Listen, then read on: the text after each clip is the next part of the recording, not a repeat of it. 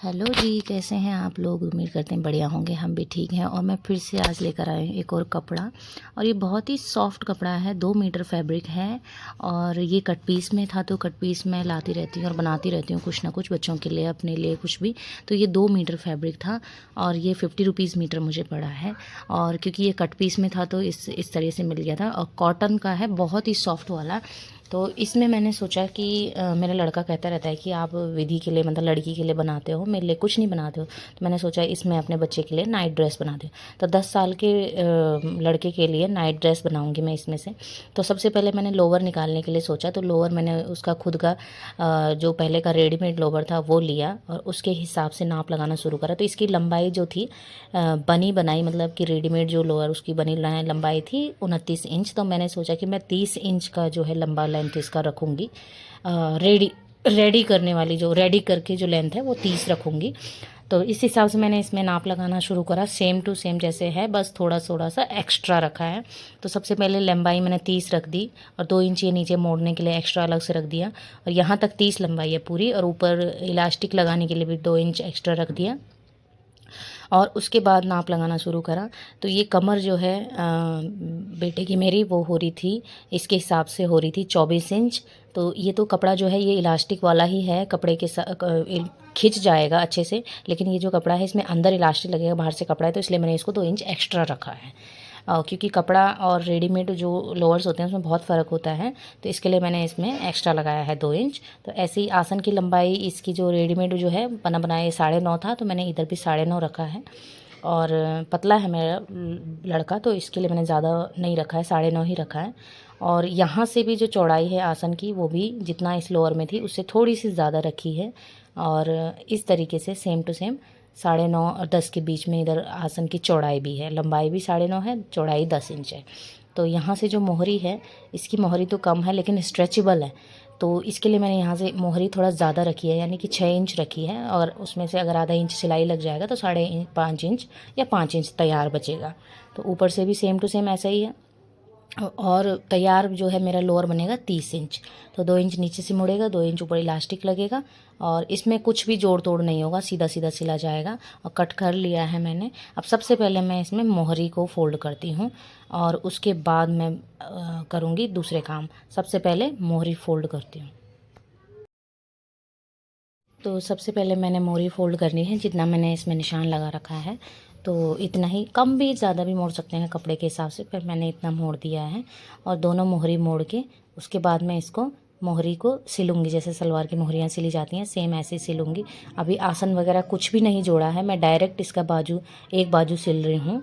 और उसके बाद जब बाजू सिला जाएगा, यहाँ तक आसन तक दोनों बाजू एक सेम टू सेम सिलने हैं। आसन अभी नहीं जोड़ा हुआ है। अगर आसन को बाद में जोड़ते हैं तो उससे जो है बहुत अच्छी फिनिशिंग आती है लोअर्स में।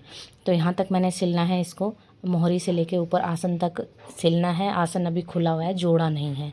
उसके बाद जब दोनों बाजू इस तरीके से सिल जाएंगे, उसके बाद आसन को जोड़ा जाएगा। तो इस तरीके से सिलने से उठने बैठने में प्रॉब्लम नहीं होती है बिल्कुल भी, और आसन जो है खुलता नहीं है, आसन की सिलाई। और बच्चे हैं, बच्चे खेलने कूदने में लगे रहते हैं, तो थोड़ा सा उसमें काफ़ी कंफर्टेबल रहता है अगर इस तरीके से सिलते हैं तो ये देखो मैंने दोनों बाजू सिल दिए हैं। ये अब यहाँ किस तरीके से जोड़ना है इसको, बाजू जब दोनों सिल जाएंगी, तो एक बाजू उल्टी कर रखी है मैंने और एक बाजू सीधी। तो उस दोनों की जो अंदर की तरफ होगी वो सीधा साइड होगा। देखो ये अंदर का सीधा साइड हुआ, और ये जो दूसरा वाला है इसका भी अंदर सीधी साइड होना चाहिए। ये देखो इस तरीके से अंदर सीधा, अंदर उसका भी सीधा, और इन दोनों को जोड़ना है। मतलब बाहर की तरफ दोनों का उल्टी साइड आना चाहिए। देखो इस तरफ भी उल्टी साइड है और ऊपर की तरफ भी उल्टी साइड है, और इस तरह से सिला जाएगा आसन। इस तरीके से पहले एक तरफ बीच में रखा है मैंने, अभी सिलाई मशीन का जो पैर है वो बीच में रखा है। और पहले एक तरफ सिला जाएगा इस तरफ, फिर दूसरी तरफ सिला जाएगा ऊपर तक। सीधा सीधा सिलना है, इसमें कोई जोड़ तोड़ कुछ भी नहीं है, कोई एक्स्ट्रा पीस नहीं लगेगा, कुछ भी नहीं लगेगा। देखो इस तरह से आसन जुड़ गया है यहाँ से। अब इसमें बेल्ट लगाने का काम है, बस सलवार जो है लोअर तैयार हो जाएगा। इसमें कुछ भी नहीं है, कहीं पे जोड़ नहीं लगाना, कहीं पे कोई पट्टी नहीं लगानी इलास्टिक वाली, कुछ भी नहीं। सिंपल इसी में से जो मैंने एक्स्ट्रा मार्क लगा रखे थे 2 इंच के, उतना पहले मैं फोल्ड कर दूँगी, उसके बाद इलास्टिक लगाऊंगी जैसे नाड़ा लगाते हैं।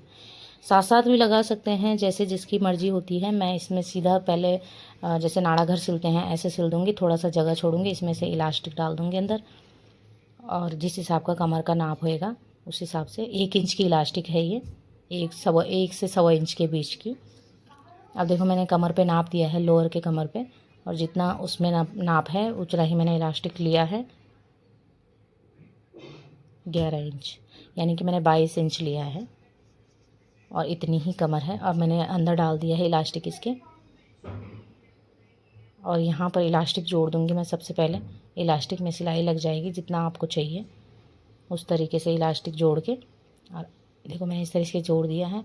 अब ये अंदर इलास्टिक पूरा डाल के फिर इसमें ज़रा सा जो सिलाई बची हुई है खुली वो सिल देना है, बस लोअर तैयार। और इलास्टिक के ऊपर भी एक सिलाई लगेगी खींच के थोड़ा सा, ये देखो। अब ये तो इलास्टिक तो लग चुका है, बस इसके ऊपर एक सिलाई लगेगी अब ऐसे खींच के, बस हो गया लोअर तैयार। तो इस तरीके से थोड़ा खींच के लगानी पड़ती है, मशीन के पीछे से एक हाथ से खींच के आगे से सिल के, ताकि इकट्ठा ना हो कपड़ा। फिर जितना इलास्टिक रहेगा उतना लोअर खुल जाएगा। इस तरीके से पूरी सिलाई लगाने के बाद बस एक ही काफ़ी है, इस तरीके से लोअर तैयार हो जाएगा। तो ये तो हो गया लोअर। और अभी मैं अपर पार्ट बनाऊंगी। अपर पार्ट की मैं दूसरी वीडियो डालूंगी, ज़रूर देखना आप लोग। कैसा लगा आपको बताना ज़रूर कमेंट।